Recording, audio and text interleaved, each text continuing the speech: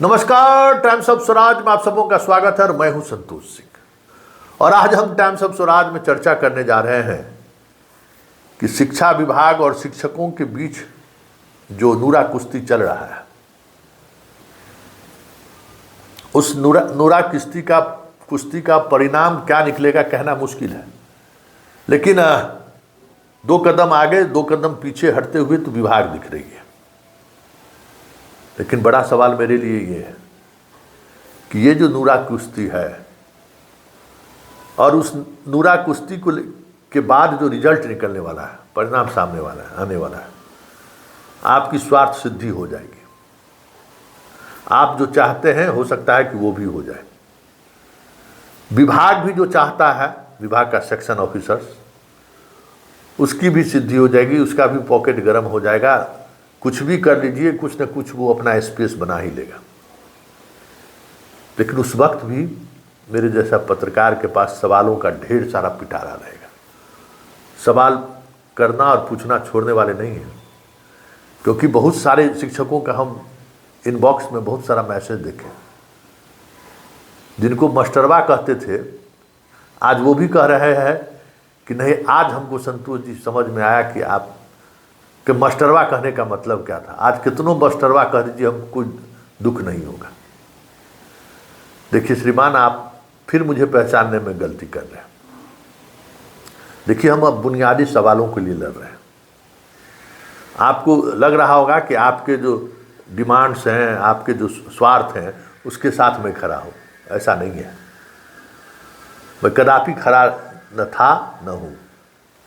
हाँ, विभाग की जब मनमानी होती है तब के पाठक और आपके बीच खड़े थे उस वक्त भी, अतुल प्रसाद और छात्रों के बीच उस वक्त भी खड़े थे, और आज भी सिद्धार्थ और आपके बीच हम खड़े हैं सवालों के सहारे। लेकिन एक बड़ी बात यह है, जरा चीज़ों को समझिए कि जो चीज़ें चल रही हैं इस देश में, बहुत ही गंभीर बात हम कहने जा रहे हैं। लोकतंत्र नंगा हो चुका है, लोकतंत्र रखेल बन चुके हैं। हम सिर्फ वोट देके सरकार को चुनते हैं, और जिस सरकार को हम चुनते हैं ना, वो अपने लिए, अपने परिवार के लिए अगली बार फिर चुनाव जीते। इसके लिए जिस तरीके से चीज़ों को वो आगे बढ़ा रहे हैं, सोच नहीं पा रहे होइएगा कि क्या हो, देश कहाँ जा रहा है। आपकी लड़ाई इतने लंबे समय से खिंच इसलिए रहा है कि मीडिया बिक चुकी है। मीडिया कर्मी डरे हुए हैं, सहमे हुए हैं। आज मीडिया डटी रहती ना, तो इतने लंबे समय तक आपको लड़ने की जरूरत नहीं पड़ता। किसी मीडिया ने ये संकल्प, नोटिफिकेशन और फॉर्म में जो जो चीज़ें अलग अलग तरीके से दिखाई गई है, किसी मीडिया हाउस ने ये खबर चलाया है क्या? किसी अखबार ने इस को लेकर सवाल खड़ा किया है क्या? कहीं से कोई आवाज उठी है क्या? जरा सोचिए। आपके यूनियन के नेता का बयान जाता है कि हम लोग 25 तारीख से पटना शहर को जाम कर देंगे। लेकिन क्यों जाम करने जा रहे हैं? कहीं को ये चीज़ें आ रही हैं, पब्लिक डोमेन में ये बातें चर्चा हो रही है कि शिक्षकों के साथ शिक्षा विभाग किस तरीके से व्यवहार कर रहा है। कभी आप इसको सोचिए कि अगर ये बात पब्लिक डोमेन में आ जाए कि शिक्षकों को किस तरीके से शिक्षा विभाग परेशान कर रहा है, उसी दिन इस शिक्षा विभाग का धोती खुल जाएगा ना। लेकिन कोई खोलने को तैयार नहीं है। इस देश में मीडिया 2014 से पहले भी था और 2014 के बाद भी है। आज निर्भया से भी बड़ी घटनाएं हो रही हैं। कल यूपी में हजारों छात्रों पर पुलिस डंडे बरसाए हैं। कहीं कोई खबर है क्या? किसी ने उस बुलडोजर बाबा पर सवाल खड़ा किया है क्या? नहीं ना। आप भी खुश हैं, जय सनातन, मुसलमानों को पीट रहा है, कोई दिक्कत नहीं है। मुसलमानों के घर पर बुलडोजर चढ़ा दे रहा है, बहुत अच्छी बात है, आप भी महसूस करते हैं ना।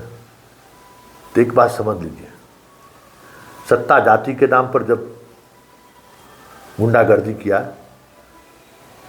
तो सिर्फ सवर्ण ही निशाने पर नहीं रहा, कुछ वक्त तक सवर्ण निशाने पर है, और उसके बाद वही वर्ग जिसको इस भावना को भड़का कर चीज़ों को आगे बढ़ाने की कोशिश कर रहे थे, अंत में उसी वर्ग के जो कमज़ोर लोग थे वो उसके निशाने बनने लगे। तब तो नीतीश का उदय हुआ ना, और लालू आज भी छटपटा रहा है सत्ता में वापसी को लेकर। ये सर्किल है, सर्किल को समझिए। गैर कानूनी चीज गैर कानूनी है, गैर संवैधानिक बात गैर संवैधानिक है, चाहे वो जाति का राजनीति हो, चाहे धर्म की राजनीति हो, हमें आपको खड़े रहने की जरूरत है। आज आपने देखा है ना कि मीडिया ने क्या खबर चलाई है आपकी।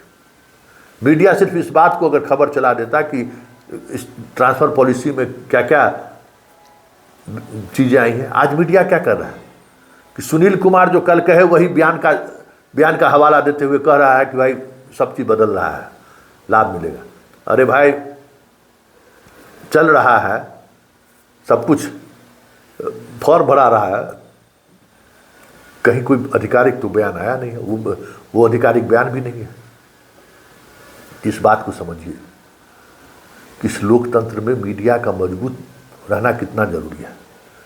आप ही लोग ना मीडिया वाले को पार्टी के आधार पर बांट दिए। जिसने भी मोदी से सवाल किया वो देशद्रोही हो गया, जिसने भी मोदी के कामकाज की शैली की आलोचना किया वो हिंदू विरोधी हो गया। आप ही लोग ने किया है, पब्लिक ही ना। कुछ भी हो जाए, 2014 से पहले इस तरीके की बात नहीं होती थी, खबरें छपती थी, मीडिया खबरें चलाती थी। हिंदू मुसलमान और मुर्गा लड़ाने का काम मीडिया कभी नहीं करता था। तो इस बात को समझिए। और ये लड़ाई का परिणाम क्या होगा कहना मुश्किल है, लेकिन हम आपके साथ इसलिए खड़े हैं कि आपके साथ ज्यादती हो रही है, आपके साथ जुल्म हो रहा है। ये अलग बात है कि आप जो लड़ाई लड़ रहे हैं वो आपके स्वार्थ की लड़ाई है। आप अपने माँ पिताजी की बात करते हैं, आप अपने पत्नी परिवार की बात करते हैं, आप अपने बच्चों की बात करते हैं, लेकिन जिसके लिए आप सैलरी ले रहे हैं, जिसके सहारे आप अपने माँ बाप को बेहतर स्वास्थ्य सेवा दे सकते हैं, अपने बच्चों को बेहतर शिक्षा दे सकते हैं, वो कैसे पढ़े कभी आप लोग हमसे चर्चा नहीं करते। उसमें बदलाव कैसे हो उस पर कभी चर्चा नहीं करते। इसलिए हम बार बार कहते हैं कि आप अपने माँ बाप को बेहतर स्वास्थ्य सुविधा दे दीजिए, पैसे से इलाज करा लीजिए। जब तक अस्पताल बेहतर नहीं होगा ना, तब तक आपको बिहार में बेहतर इलाज नहीं मिलेगा, कितना भी पैसा खर्च कर दीजिए। वेदांता पारस क्यों नहीं ले जाइए, माइंड सेट है। इसलिए आप अपने बच्चों को काहे ना देहरादून में पढ़ा लीजिए।